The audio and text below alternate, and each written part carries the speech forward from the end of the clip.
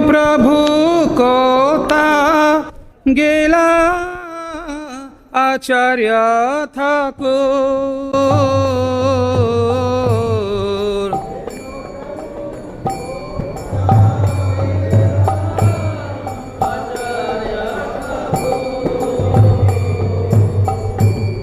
कहा मोरा स्वरूप रूपा कहा सनातन।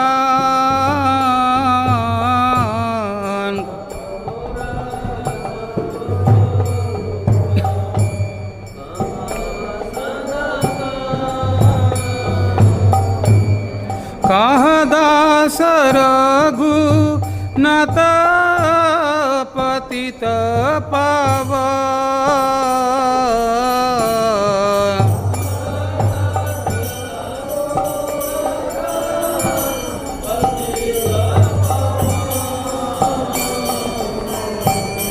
कहा मोरा भट्ट जुगा कहा कबीरा।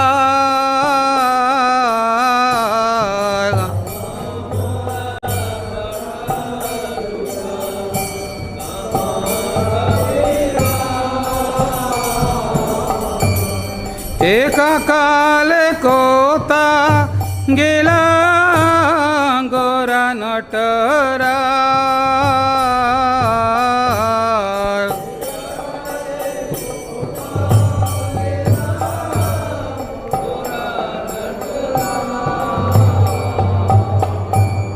पाशाने कोटिब माता अनाले पासिब।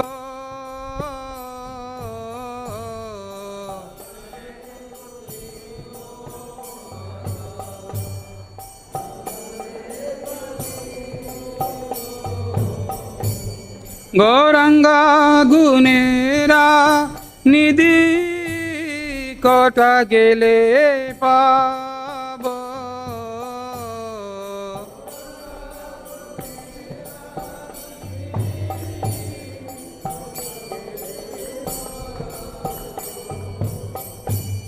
शेष संगीरा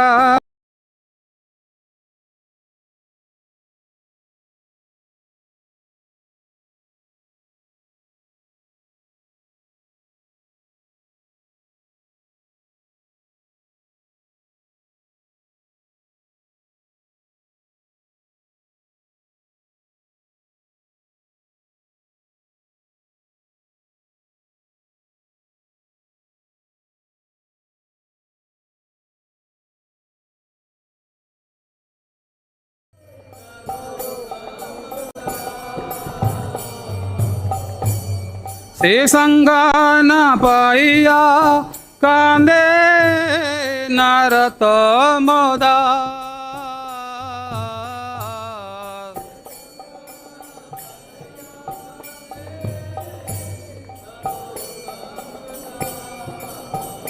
जय नरोत्तम दास ठाकुर, नरोत्तम दास ठाकुर, नरोत्तम दास ठाकुर, जय नरोत्तम दास ठाकुर।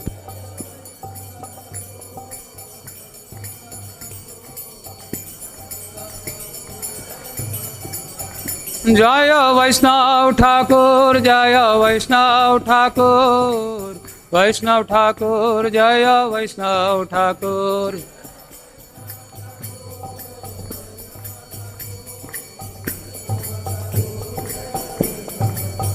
जय गौरानिताय कृष्ण बलराम ललिता विशाखा जय राधे श्याम।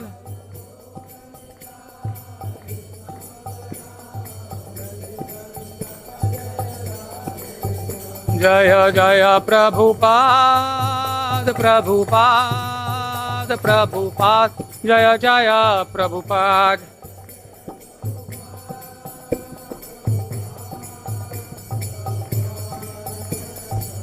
निताय गौरा हरि बोल, हरि बोल, हरि बोल, गौर हरि बोल।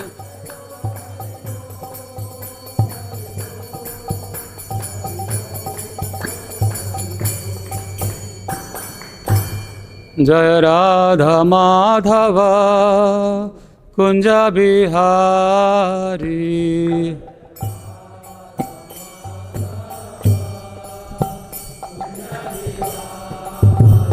Jaya Gopi Jana Vallabha Girivaradhari.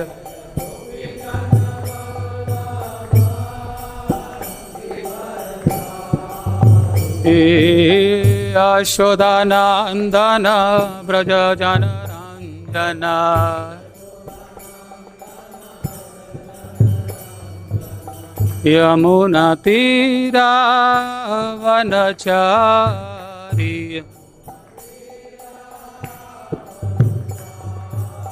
Yamuna Tira Vanachari.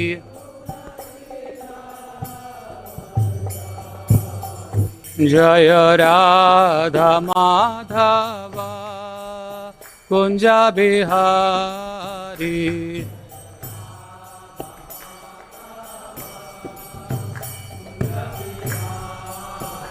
Jaya Radha Madhava Radha Madhava Radhe.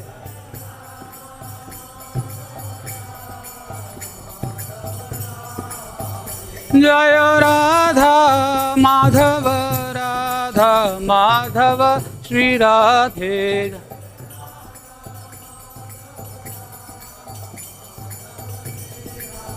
Jaya Jaya Prabhupada Prabhupada Prabhupada Jaya Jaya Prabhupada.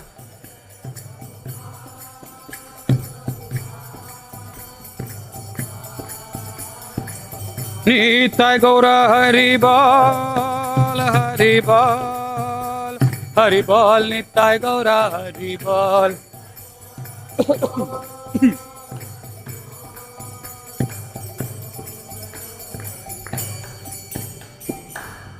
Om Ajnanatimirandasya Jnananjana Shalakaya Chakshurunmilitanena Tasmai Shri Guruve Namaha. Sri Chaitanya Manovistam Sthapitam Yena Bhutale Swayam Rupa Gadamena Dadanti Swapadantikam. Nama Om Vishnu Padaya Krishna Pristhaya Bhutale Srimate Bhakti Vedanta Swami Iti Namine. Namaste Saraswati Deve Gauravani Pracharine Nirvisesa Shunyavadi Paschatya Desha Tarine. Jai Shri Krishna Chaitanya Prabhu Nityananda Shri Advaita Gadadhar Shivasadi Gaura Bhakta Vrinda. Hare Krishna Krishna Krishna Hare Hare Hare Ram Ram Ram Hare Hare.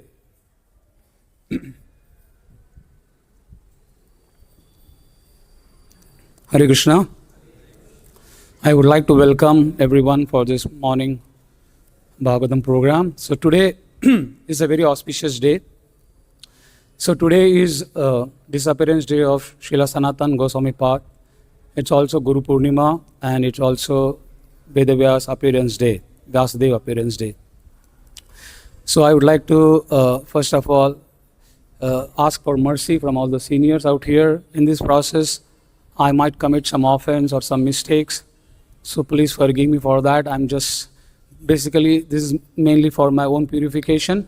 So I would like to again welcome everyone for this program.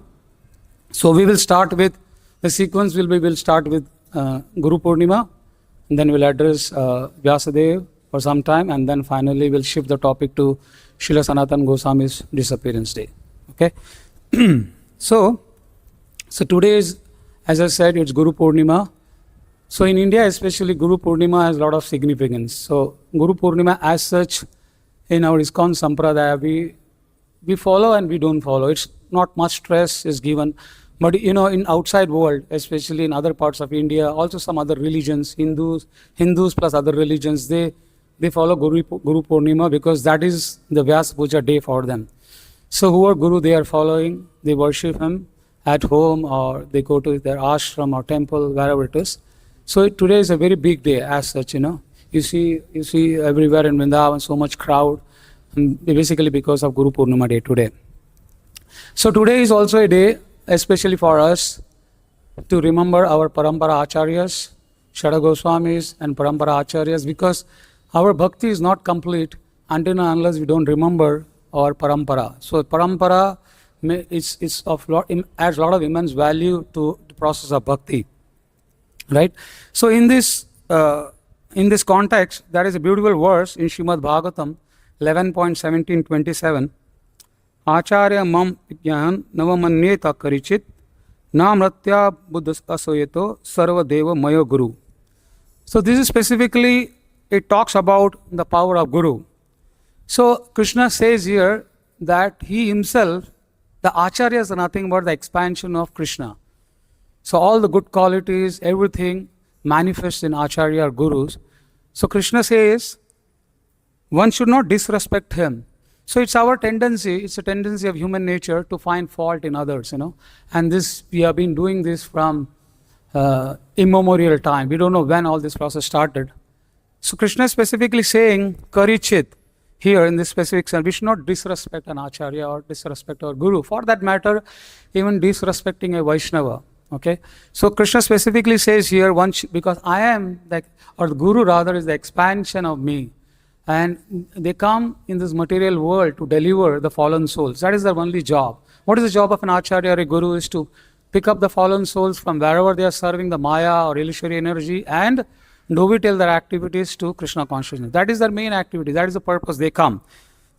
So one should not disrespect him or think him as an ordinary human beings. We notice, this is what we generally notice when someone gives classes.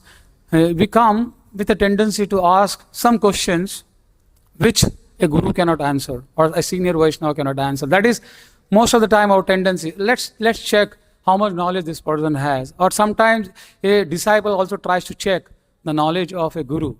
So in the Shastras it is mentioned, time, place, circumstances doesn't work on a guru. It might work on other things, but time, place, circumstances doesn't work on a guru, in the sense when a guru gives an instruction at whatever time, at whatever place, at whatever circumstances, a disciple has to strictly follow that.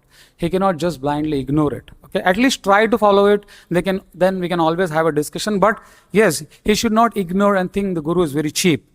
And one more important thing is Sarva Deva Mayo Guru. It means he is the representative of all the demigods. So Guru has so much potential. Guru itself in Sanskrit is very heavy. So Guru has a lot of responsibility. It's not Guru's job is just to make disciples. Guru's also responsibility. Guru acts as a parent. Like a father and mother's responsibility is to take care of the child, nurture them properly, give them nice education, give them both spiritual education and material education. In today's world, mainly we focus on material education, but the focus should be on both, because he has not come here to enjoy this material world, but the whole idea is to what? To engage himself in the devotional service of the Supreme Personality Godhead and go back to Godhead. So Krishna cannot be present everywhere. Of course, he is present as in every atom and he is present as Atma, Paramatma.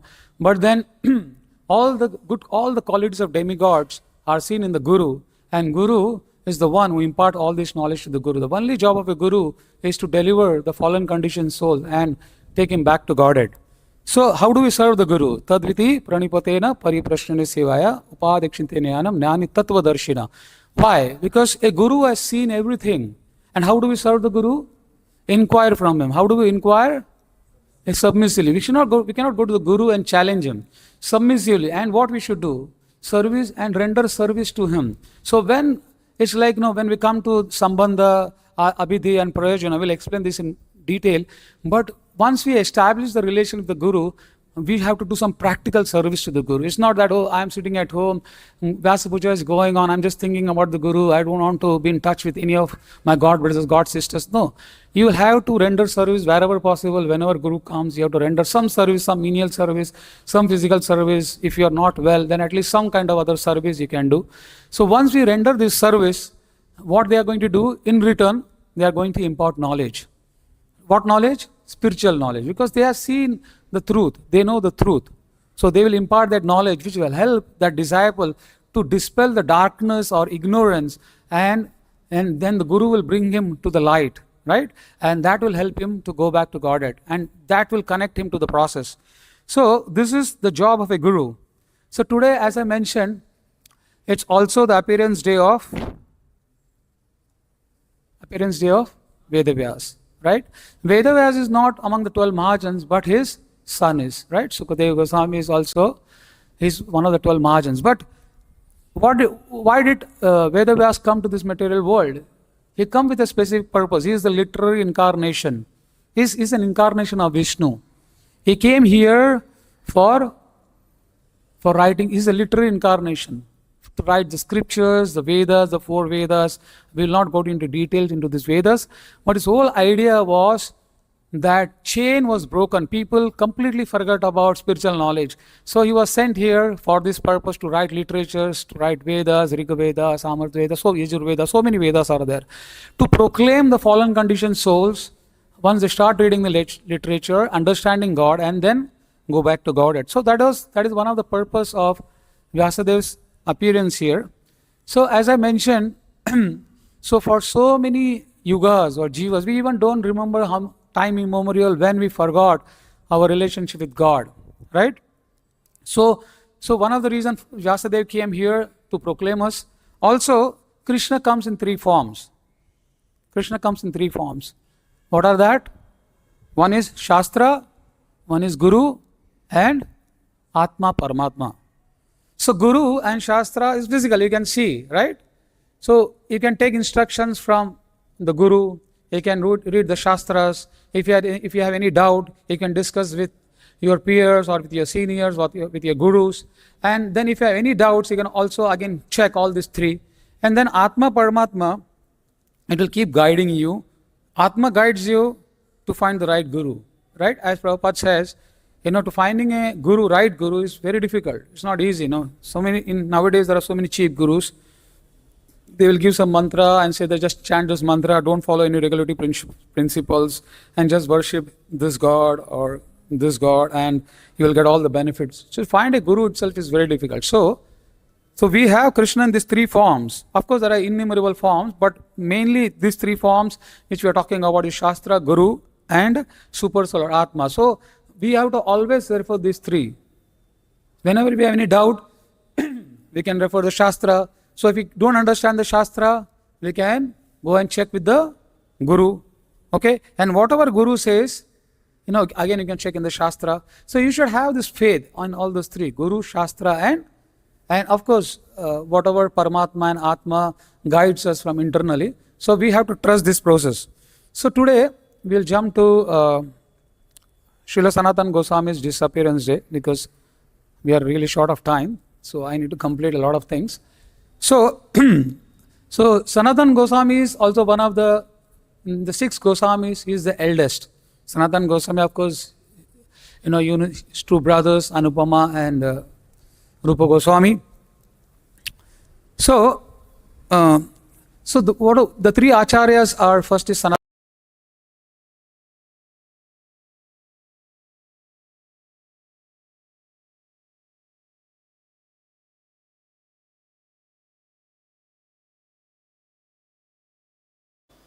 Sanatana Goswami represents Sambandha, and Rupa Goswami represents Abhideya, and Raghunath Goswami represents Prayojan. Sometimes Ramananda Rai also says, he also represents. So that way, all the associates of Chaitanya Mahaprabhu has all the good qualities. But we are just focusing mainly on their prime qualities. So Sambandha, what is Sambandha? So what was the primary task of Sanatana Goswami? To re-establish our relationship with Krishna. So, as I said, we have forgotten Krishna from time immemorial. So Sanatana Goswami main task is to revive that Sambandha.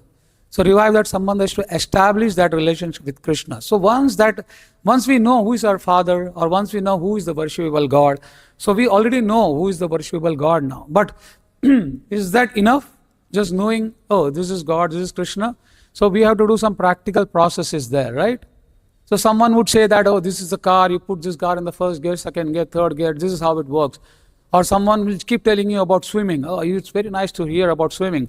But how will you learn swimming? Until and unless you don't jump in the water, right?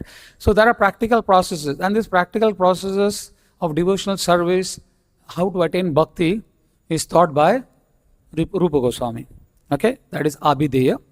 And then last is prayojana. So you know the relationship, you're already on that path. So what is that ultimate? So when you keep boiling the milk, so what are we trying to boil the milk so that we get the condensed milk, right? So that condensed milk is nothing but love of God, it's prema. And that is prayojana. So these three acharyas, Sanatan Goswami, Rupa Goswami, Raghunath Goswami represent these three. They are called as the the three fundamental truths of Gaudiya Vaishnava philosophy. The three fundamental principles. So now let's go a little deep dive and see Sanatan Goswami's personal life. So who is Sanatan Goswami in Krishna Leela? Anyone has any idea? In the Krishna Leela, Sanatan Goswami is Lavanga Manjari. So Sanatan Goswami is Lavanga Manjari in Krishna Leela, and Gaur Leela he comes as Sanatan Goswami. So Sanatan Goswami, we will come to that point when he meets Mahaprabhu in Ram Keli, we will cover that. But let's quickly cover something about his childhood. So Sanatan Goswami actually lived for 70 years and he spent most of the times in Govardhan. And out of that, almost 41 years or 43 years, to be very approximately 43 years, he stayed in Braj area, Govardhan, Vrindavan, where he dedicated his life in Vrindavan on the instruction of his Guru and instruction of Sri Chaitanya Mahaprabhu. So Sanatan Goswami was born in a Brahmana family in Karnataka. Very nice Brahman family. His father is Kumar Dev and his father is Mukunda Dev. So very, very nice, very cultured family. And Sanatan Goswami from birth was very, very scholar. It's not that he just knew the scripture. And both the brothers, Sanatan Goswami and Rupa Goswami, both were very devoted to Lord Krishna right from birth. Plus Anupama, the third brother. So they were very devoted. So in the childhood name was, what was the childhood name? Was Amar and Santosh. Amar was Sanatan Goswami and Santosh was Rupa Goswami. So it happened that they were actually staying in Karnataka, and then over a period of time they moved to West Bengal, Ram Keli, and his uncle was there, and they went there for education along with his grandfather because his father passed away very soon. So they were working for whom? Nawab Hussain Shah. So how did Sanatan Goswami and Rupa Goswami come in contact with Nawab Hussain Shah? It's a story. So Nawab Hussain Shah was actually building a very nice monument. You can, like a Taj Mahal, or you can compare that with a Taj Mahal or a nice pillar. And he wanted that pillar to be built excellent, in a very excellent quality. But somehow different craftsmen tried their best, but somehow they couldn't come out with a nice finished architecture. And Nawab Hussain Shah was very angry. He was the Nawab and he got very angry. So he asked the craftsman, actually he dragged the craftsman to the top of the pillar and he threw him away from there, his soldiers, and the craftsman died instantly. So Nawab Hussain Shah now we don't know who is there to build this nice monument. And I heard somewhere some story where he also wanted to put his name at the top of the monument. So I really don't know that part, but somewhere it's also written that Nawab Hussain Shah wanted to put his name at the top of the monument. So Nawab Hussain Shah then calls his soldiers and they say, go to the nearby village. So nearby village is Ram Keli, where Sanatan Goswami and Rupa Goswami were staying. So these soldiers were very confused. At the same time, they were very afraid because they were not knowing what was the instruction, why they had to go to this nearby village, what is their activity. So they went to the nearby village and they were confused, and they were also looking very afraid because if they didn't complete the task and they go back to Nawab Hussain Shah empty hand, they knew that they will be killed. So it happened that Sanatan Goswami was just passing, was in the village and he was just moving around in that village. So when he saw the soldiers, and he saw that phrase, and out of mercy, out of compassion, he went to the soldiers and asked, why are you looking so confused? Why are you so much afraid? And they narrated the whole story to Sanatana Goswami. Then Sanatana Goswami immediately came to know, because he was very scholar. So Sanatana Goswami was very scholar, and at the same time he was extremely humble. We are not talking about humility here, we are talking about extreme humility. That was one of the position. Like, we say humility we should put as a garland in our neck. That Prabhupada writes in a lot of places. We can achieve everything in bhakti once we have humility and compassion for the fallen souls. Then we can achieve anything in bhakti. But Sanatana Goswami didn't have only humility, he had extreme humility. Like in Vrindavan we have extreme heat, similarly he had extreme humility. So with extreme humility, compassion, he went to soldiers and asked them, what is the problem? Then they mentioned, oh, this and this has happened. So he said, don't worry, I'll give you some craftsmen. You take this craftsman and you go back to Nawab Hussain Shah. So as soon as these two soldiers came back, and along with them all these craftsmen came, so Nawab Hussain Shah was astonished. He said, I never told these soldiers to go and bring good craftsmen. So how did they bring this craftsman? So he checked the soldiers. And how did you know that this is what was going on in my mind, and how come you brought this craftsman? So he said, no, we are not responsible for this. No, we met two nice devotees or two Vaishnavas there, and they instructed us, or Sanatana Goswami instructed us to take this craftsman. And this Nawab Hussain Shah said, oh, this person should be really intelligent. How can he read my mind? Then what follows is he sends the soldiers there to bring Sanatana Goswami and Rupa Goswami to his to work in his court. But initially they declined because they are from Brahman family. They never wanted to work for government service. They never wanted to do that.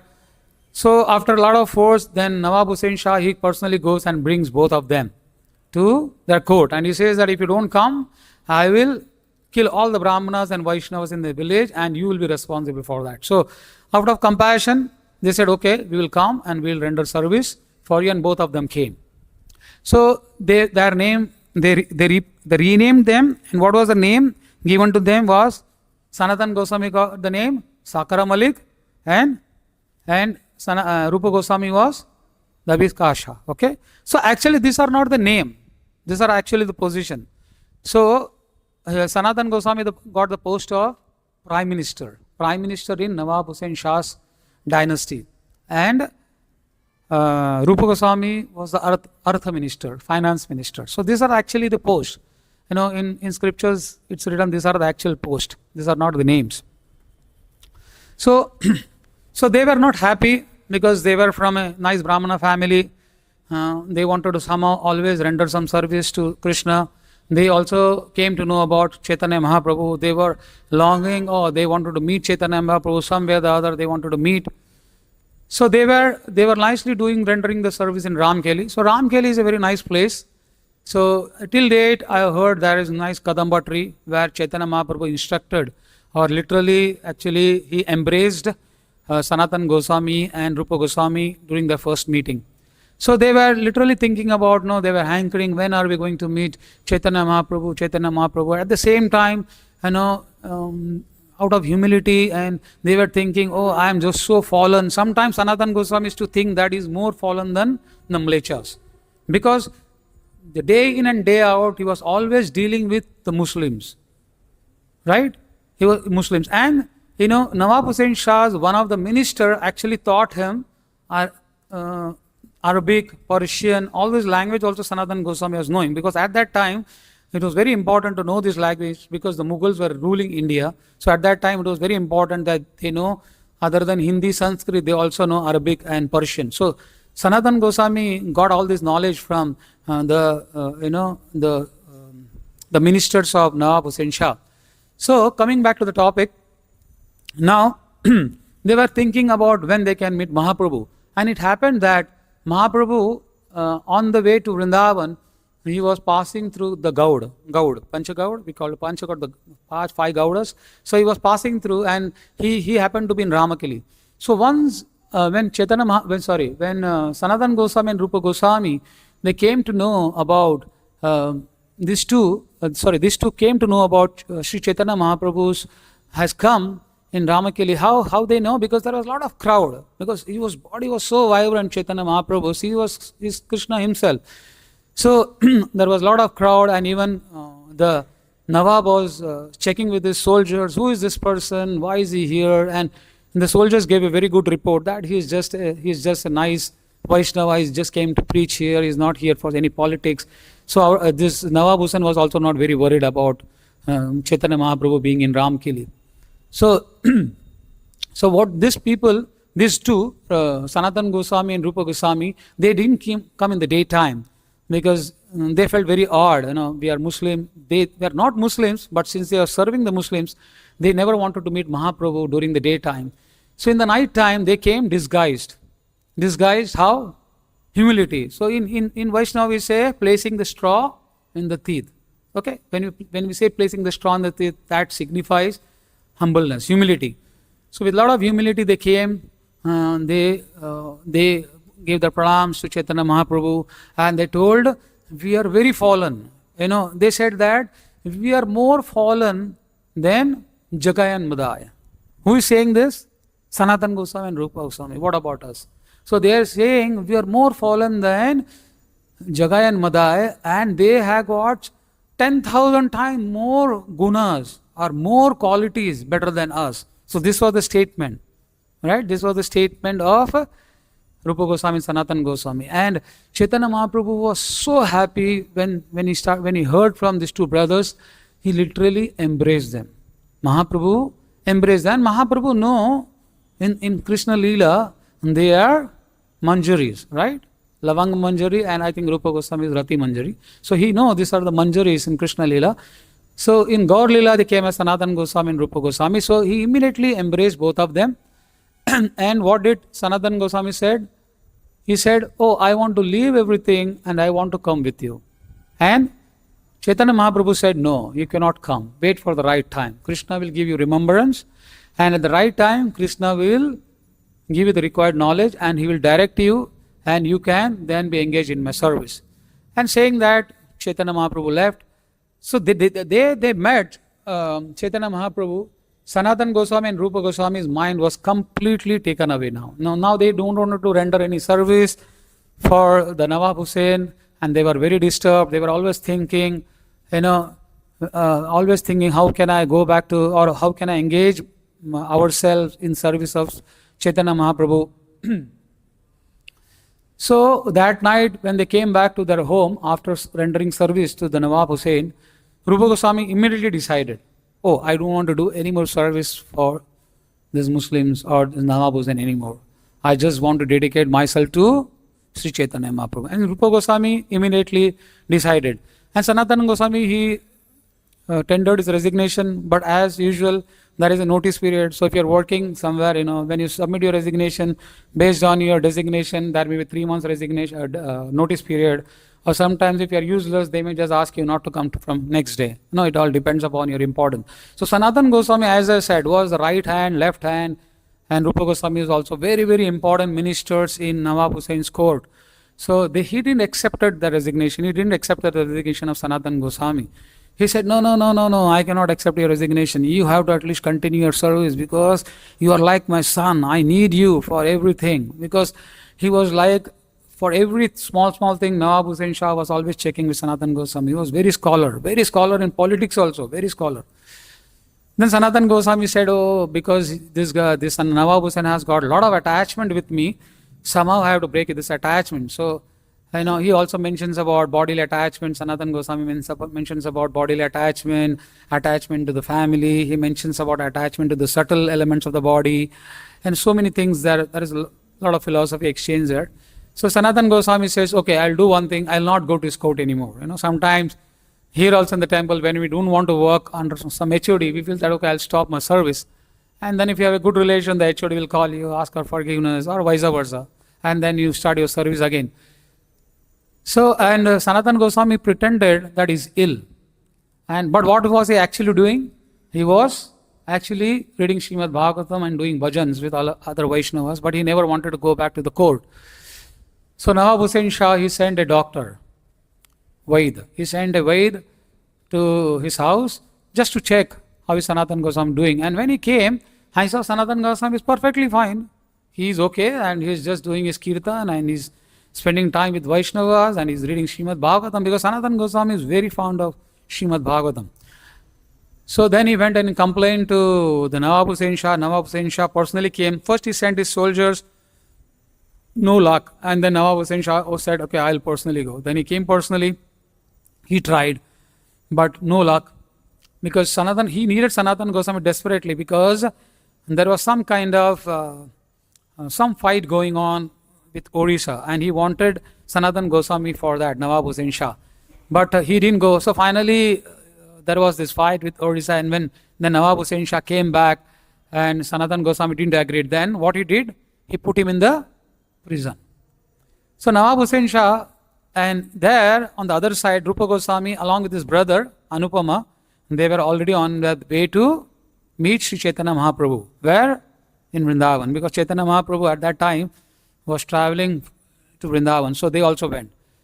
So Chaitanya Mahaprabhu and this Sanatan Goswami was in the prison and he tried different ways to get out of the prison.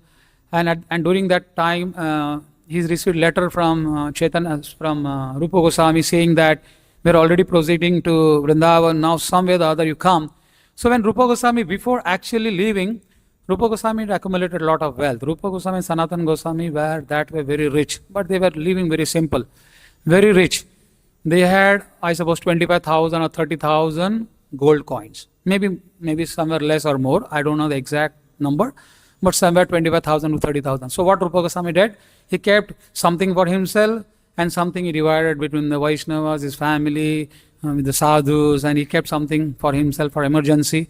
And he gave about 10,000 gold coins or 10,000 rupees, you can say, just for discussion. He gave it to Sanatan Goswami, not directly to Sanatan Goswami, to some of his accomplices, someone who is very close to him, so that it can help him for his travel to see Sri Chaitanya Mahaprabhu. So now, long story short, Sanatan Goswami somehow bribed the doorkeeper. He gave him some money, 4,000 rupees. Then it went on to 7,000. Finally, the doorkeeper said, okay. And he said, oh, if you don't leave me, what is the use? I may die in the prison and you are not going to benefit in any way and you will be responsible for it. So somehow he was able to convince the doorkeeper and he bribed him with 7,000 rupees or whatever that amount is, and he left that prison. Now, where he rushed to see Sri Chaitanya Mahaprabhu. So on his way, he also had one of his very close associate called as Ishana. So that is a pastime, or there is a story also. Ishana actually carried 8 gold coins with him, and Sanatan Goswami was not knowing that. Because Sanatan Goswami never wanted to carry any money with him, but this devotee, his personal secretary we can call, he was carrying these 8 gold coins. So they were trying to cross a big mountain.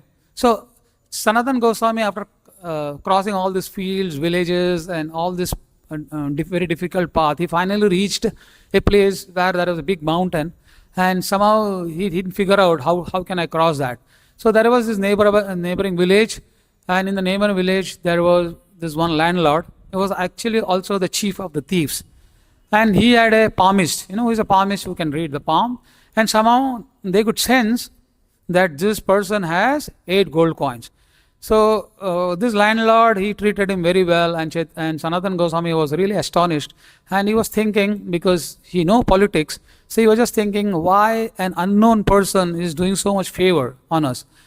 So he could somehow make out that the person who is accompanying him, Ishana, has carried something which he didn't know. And then he checked with him, did you carry any money? And he said, yeah, I have 8 gold coins.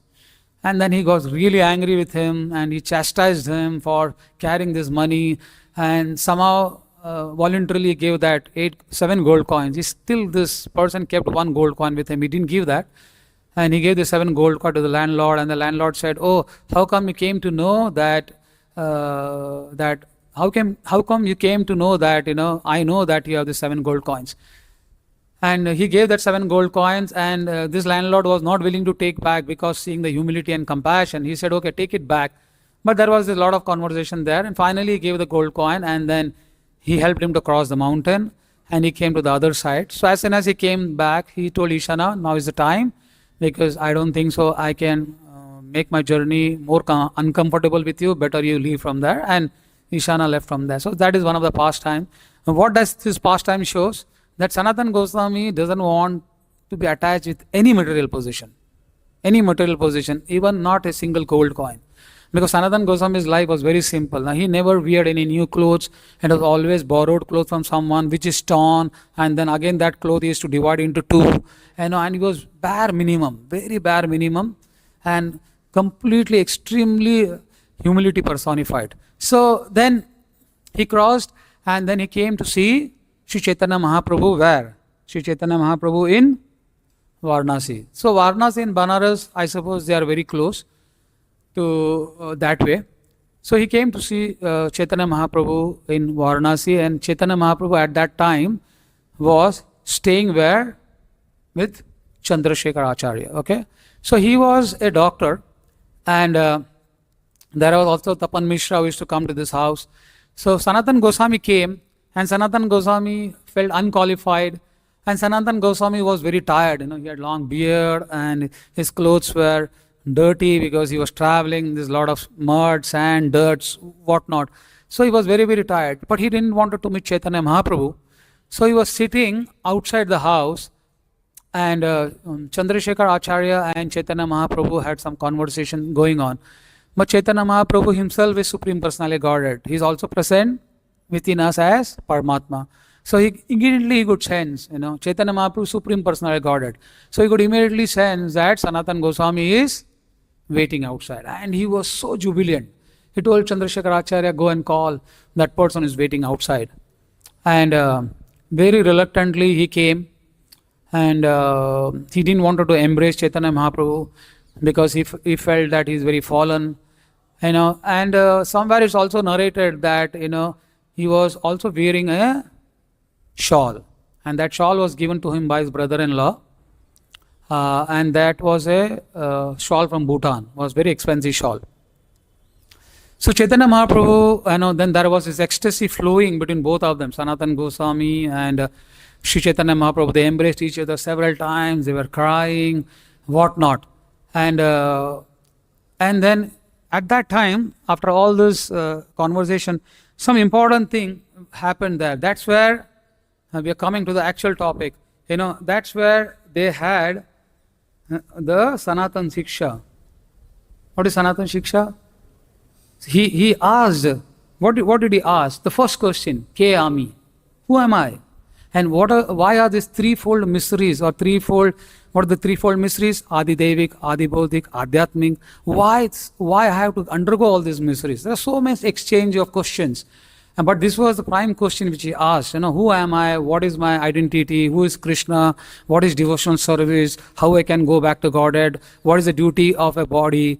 And what is a gross body? What is a subtle body? What is Atma? So many questions he asked to Sanatan Goswami, asked to Chaitanya Mahaprabhu, and all those things are explained. It was almost 2 months these instructions were going on. Chaitanya Mahaprabhu gave 2 months of instruction to Sanatan Goswami, which is also called as Sanatan Shiksha. So all these teachings are very elaborately in Madhya Leela from chapter number 20 to 24. So if you want to go through all these instructions, so basically it was Sambandha, Abhideya and Prayojana, and he talked about Sanatan, and now when we talked about it, we know who are and in Sambandha is, for the Sambandha, who are the prime deity for Sambandha is Madan Mohan, and Abhideya is Srila Radha Govind Dev, and for Prayojan is Madan Mohan. They represent this Sambandhas. Okay, so once we establish a relation, we work on that relation. Finally, what we get is Prema, and he also explained the 9 different processes, starting with faith and ending with Prema, and then Nishtha, Bhava, so many things. I explained all these things in detail. You can read Madhya Leela, you'll get all those things there. So and Chaitanya Mahaprabhu also said, when he asked this question, Ke Ami? So then what it says? So Chaitanya Mahaprabhu said, Jivere Swarupa Hoye Krishna Ranitya Das. So what is the eternal constitutional position of a living entity? We are all eternal servants of the Supreme Personality of Godhead. Okay?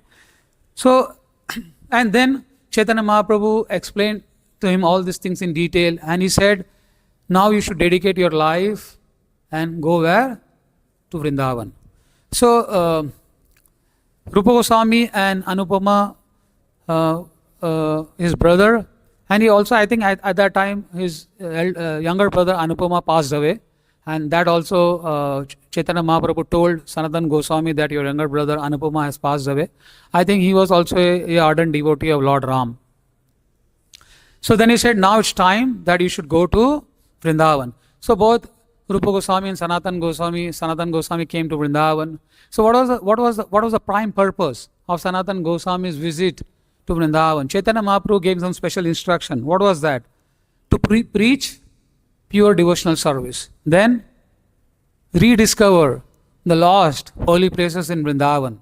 Then establish the bhakti or the Navavidha bhakti, or what you can call deity worship, deity service. And then also instructed him to write literature, books, explaining the rule book. It's primarily the rule book for all the Vaishnava community. The do's and don'ts, and explaining the festivals, Tulsi, and then Vaishnava etiquettes, Krishna. So many things are there. So this is actually Smriti. All those things, in Vaishnava, he actually refers to this big till date. So there are these different books Sanatana Goswami wrote. So some of these books are Brihad Bhagavat Vrata. Then what is one of the other important books? Hari Bhakti Vilas and Dashmi Tipni. There's so many books he wrote.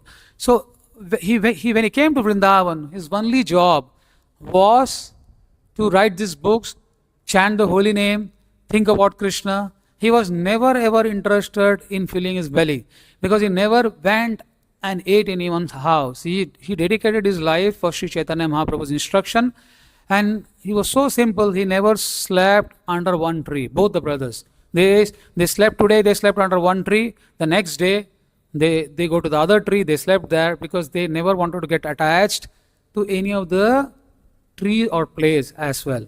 So this was the service, chanting holy name, writing books, welcoming Vaishnavas. So he was compassionate personified. It was not that he was just having compassion for Vaishnavas, he also had compassion for other fallen souls. So any person in the Braj used to go to his house, out of inquisitiveness, they used to ask questions and he used to answer them. So he had a very, very, very good relation with all the Brajavasis from Govardhan, from Vrindavan, so all these places.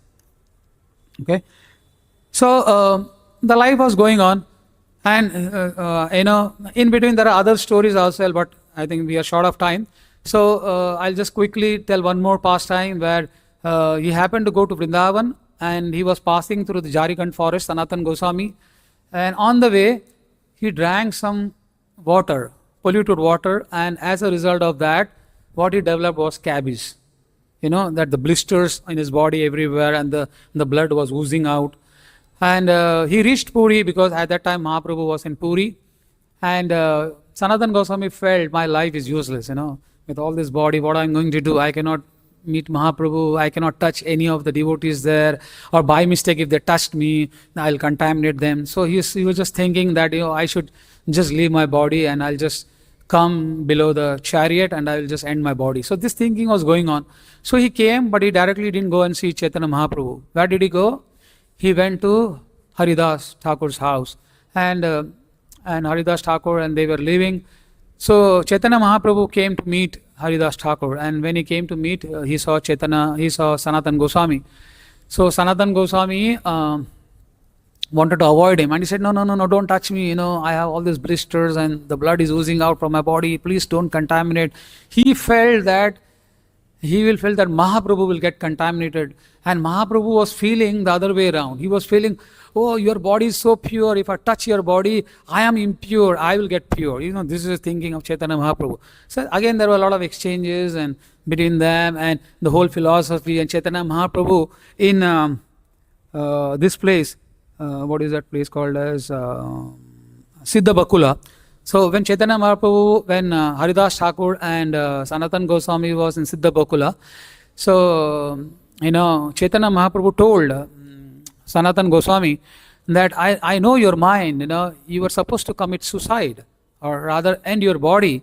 And he said that is completely wrong. And then he mentioned about how committing suicide is not good, and a devotee should not think that committing suicide they will go back to Godhead. And Mahaprabhu instructed that the only way of going back to Godhead is through rendering devotional service to the Supreme Personality Godhead. So many exchanges of conversation and love and all those things happened. Now, and then over a period of time, all his blisters went away, and he was staying in Puri for some time, and then again he came back to Vrindavan. So now coming back to Vrindavan, we have another 5 minutes. So Sanatan Goswami was getting old now, right? Sanatan Goswami was getting old, and Sanatan Goswami basically was living on Madhukuri. But we have this Madan Mohan table established at that time. Madan Mohan temple. Madan Mohan temple is in Dwadash Aditya Tila. And we'll quickly cover the pastimes of Madan Mohan.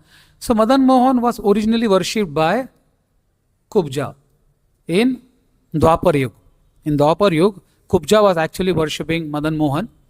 And after Kubja, the great grandson of Krishna, what is his name? Vajranabh. He worshipped for long time. Nice puja, nice devotees, everything was going on fine. But at that time, the country was ruled by the Mughals. So the Mughals attacked, and somehow Madan Mohan deity got buried in the sand. And over a period of time, it was lost. So who came after that was Advaita Acharya. Advaita Acharya happened to pass by, and Advaita Acharya, he re-established, rediscovered Madan Mohan, but he was not knowing the name of Madan Mohan. So he named the deity as Madan Gopal. But when in Advaita Acharya's dream, Chaitanya Mahaprabhu came, because Chaitanya Mahaprabhu was supposed to appear as Nimai, because Advaita Acharya was the one who prayed for the advent of, as Mahavishnu, he prayed to Chaitanya Mahaprabhu or Krishna to come, and Krishna came as, later on he came as Chaitanya Mahaprabhu. So Chaitanya Mahaprabhu came in his dream and said, "Oh Advaita Acharya, you called me, now I'm going to appear. So you better come back from Vrindavan and you shift to Mayapur." And then Advaita Acharya went back to Mayapur. But before going back, he handed over the responsibility of the deity worship to a family called as Chobe family. This Chobe family was a local family, and he handed over the deity worship to the Chobe family, and Chobe family was staying in Mahavan. And as I mentioned, Sanatan Goswami used to do Madhukuri, and one fine day when he was doing Madhukuri, he happened to come to this Chobe's house, and one Mr. Parshuram Chobe was actually the son of the Chobe family, was actually taking care of the Madan Mohan deities. So Sanatan Goswami happened to see one boy playing with the other boys, and he was very astonished to see this boy. He was very effulgent, and somehow it attracted Sanatan Goswami's attention, and he felt this boy is not normal, he's something different. And his mother called this boy, come home, now it's time for prasad. And this boy, he came and he merged into Madan Mohan's deity. The deity was actually supposed to take prasad, and this boy, actually the deity was playing outside as Madan Mohan, as this little boy, and it merged with the Madan Mohan deity. And Sanatan Goswami saw all those things, and he came to know this is no one but Krishna himself. And then I'll just cut short the story. And then Sanatan Goswami started thinking about, how can I get this deity? How can I worship him? How can I take this deity with me? And so many things. And Krishna also wanted to reciprocate with Sanatan Goswami, because Sanatan Goswami again is the Lavanga Manjari. So he also wanted to reciprocate. So this little boy always used to come and play outside, give a chance to Sanatan Goswami to see him. Krishna is to see him. All these things were happening for quite a few days. And then one fine day, Madan Mohan came in the dream of this Chobe family, one of the family member, and he instructed them that give this, or you have done enough service for me, now I would like to go with Sanatan Goswami and be with him. And then finally Sanatan Goswami, with a lot of reluctance, because he was not prepared, though he dreamed, but he was not prepared. Because he was a mendicant, and there were a lot of instructions given by Chaitanya Mahaprabhu which he had to fulfill. So he told Madan Mohan, how will I be able to fulfill all these things if I just keep serving you? But still Madan Mohan said that, no, I will still come with you. Finally, Madan Mohan came with Sanatan Goswami, and then in this Aditya Tila, Dwadesh Aditya Tila, Madan Mohan was established. And then this pastime was there when, Madan Mohan started demanding that, oh, why are you giving me dry chapatis, give me some salt with that. And then Sanatan Goswami said, oh, it's too much for me, and now you are asking dry chapat. I am offering you dry chapatis. Tomorrow you will ask me for chappan bhoga. I cannot do all those things, And then there is this pastime where a wealthy merchant comes. His boat gets stuck in Yamuna. He was carrying 100 boats with salt, and he was from Multan, the border of Multan, Pakistan, and he was traveling to Agra, and his boat got stuck up, and he was going there for exchange of money. Then Krishna came. Krishna instructed him that you go and meet Sanatan Goswami. He will instruct you how to come out of this difficulty. And when Sanatan Goswami hears from the businessman word salt, he immediately comes to know this is Madan Mohan who is doing this pastime. And then he says, no, it's better you go to Sanatan Goswami. You go to Madan Mohan, and Madan Mohan will help you. And Madan Mohan gives him an idea how to come out of that dangerous situation. And then this businessman says, okay, once you resolve my problem, I'll construct a nice temple for you. And then there was this nice Madan Mohan temple constructed. So all these pastimes are there. And we'll just conclude because we just have 2 more minutes. So what did we learn from the life of Sanatan Goswami, or rather we learn from life of Sanatan Goswami? Because Sanatan Goswami, though he was born in a very aristocratic family, Brahmana family, he had a lot of wealth. He was a pakka renunciated, and he was very expert in politics, in Sanskrit, and so many things. But he dedicated his talent, entire thing, whatever he had in his possession, in the service of Sri Chaitanya Mahaprabhu. So one of the instructions we are getting is whatever talent, whatever skills, whatever knowledge, whatever may be in my spiritual life, until and unless we don't surrender to the lotus feet of Lord Sri Krishna, or that way even to Guru Gauranga, we don't surrender, Krishna will not give us mercy, or Krishna will not bestow his mercy upon us. So this is in short what we learn on this very auspicious day, Guru Purnima, and also Srila Sanatan Goswami's disappearance day and Srila Vyasadev's appearance day. So I'll stop here, and if anyone has any reflection, any question, any comments, we have got another 2 minutes. Thank you so much. Hare Krishna.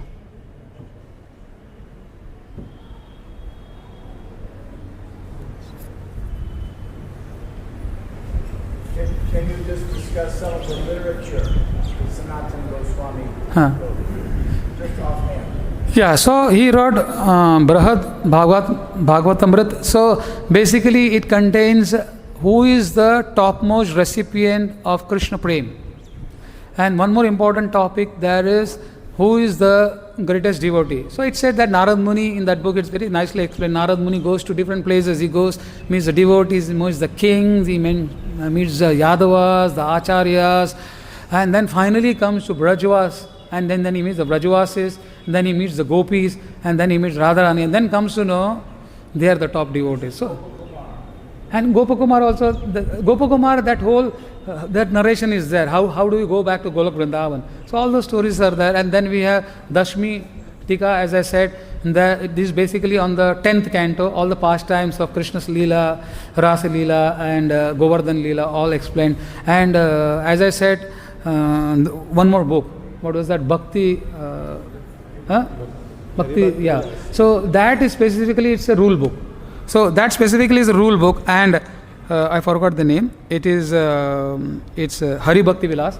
So basically that is Smriti. So Chaitanya Mahaprabhu wanted to make a rule handbook for all the Vaishnavas in the future to follow. So everything in detail, how to celebrate festivals, what is Tilak, what is Tulsi Mala, what is Vaishnava etiquette, everything in detail is given in that.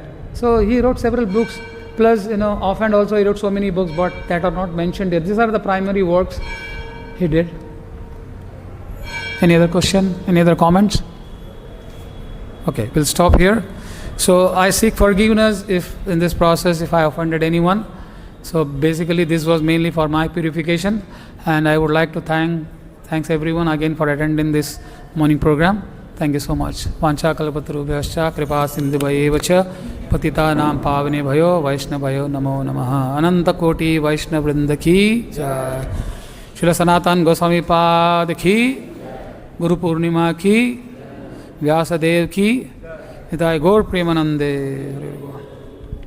Hare Krishna, Krishna Krishna, Hare Hare, Hare Rama.